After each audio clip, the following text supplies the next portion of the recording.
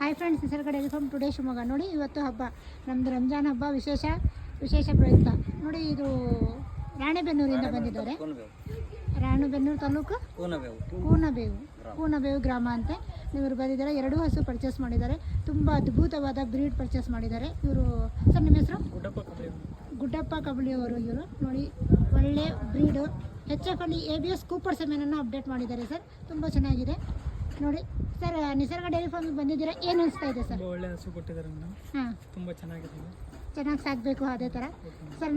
ಇವತ್ತು ವಿಶೇಷತೆ ಏನಂದರೆ ಸರ್, ನಮ್ಮದು ಹಬ್ಬ ಬಿಟ್ಟು ನಮ್ಮ ಜೊತೆಗಿದ್ದಾರೆ. ಅವರಿಗೂ ತುಂಬ ಹ್ಯಾಪಿ ರಂಜಾನ್ ಸರ್.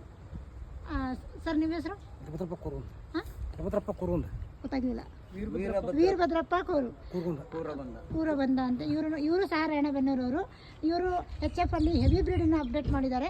ಡೆನ್ಮಾರ್ಕ್ ಇದು ಅಲ್ಲ ಸರ್?